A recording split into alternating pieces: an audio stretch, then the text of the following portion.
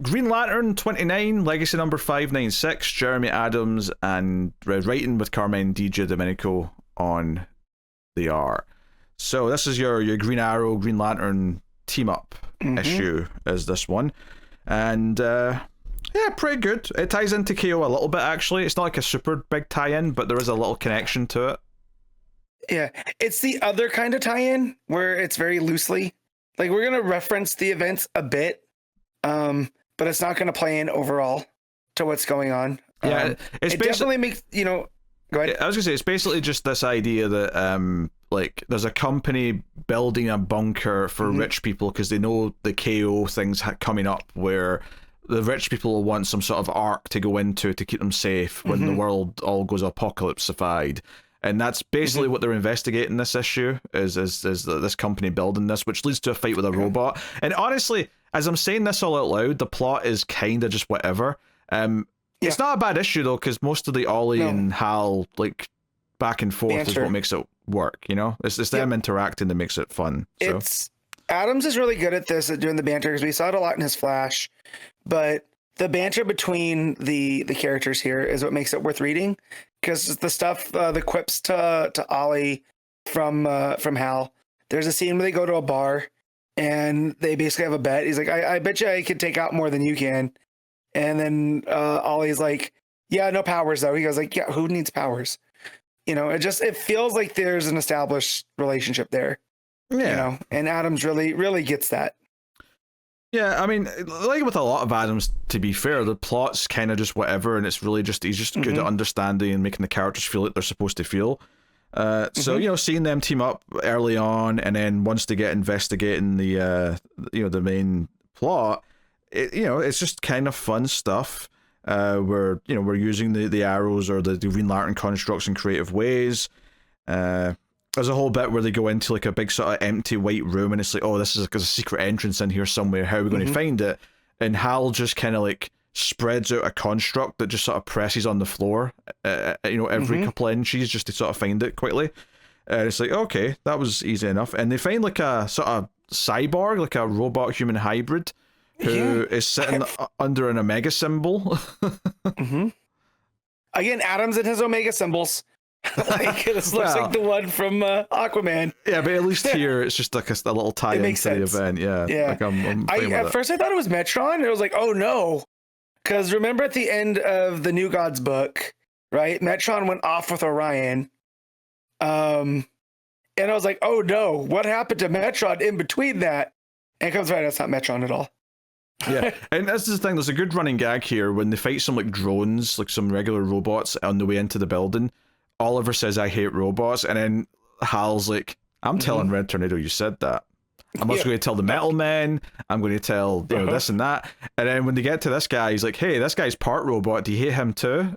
And he just keeps kind of rubbing it in that he's going to tease him about him saying he hates robots. Well, and then Ollie says at a certain point, well, I hate some robots, not all robots. Like he corrects himself, which is another fun part. Yeah. And then there's like a giant red robot that tries to kill them, and they're getting their ass kicked for a little bit.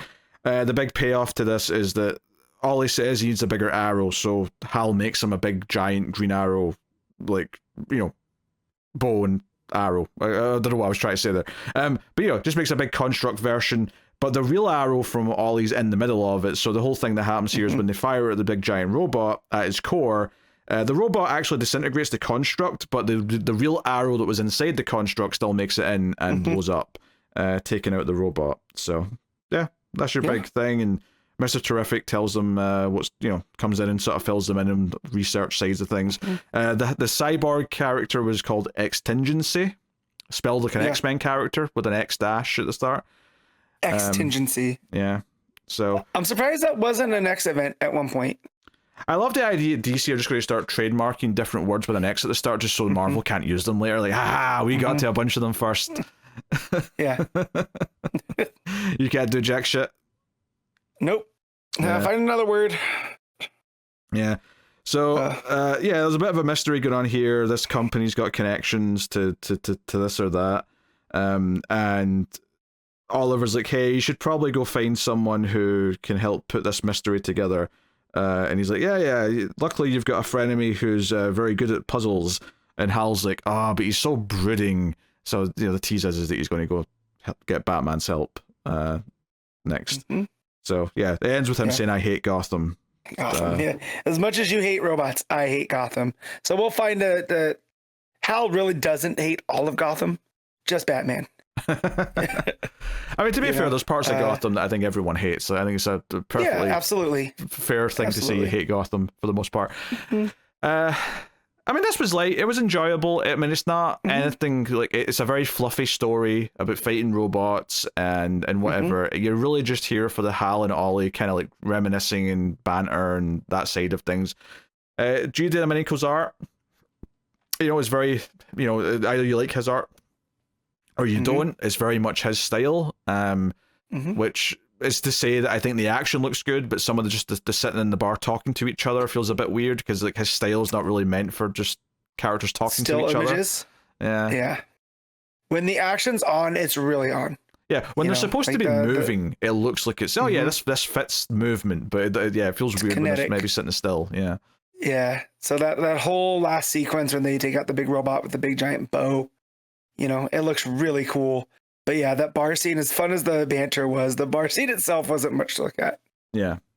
So, and that's just a typical G. Domenico for my taste, but certainly not bad. So very pleasant, but very kind of it's very much as the other end of the spectrum for like tie-ins to an event where it doesn't try and bend over backwards to super tie into it. It's just a little connection, but the result of that though is that it actually feels a little fluffier than which doesn't need to per se. I mean, you can build like a really serious plot and have a small tie into the event baked in, but that's not what this was. This was like, this is tying into the event, but like it doesn't feel like that big a deal for the ongoing Green Lantern story otherwise. So that's what it is. Perfectly inoffensive and nothing I'm going to write too much praise about, I would say.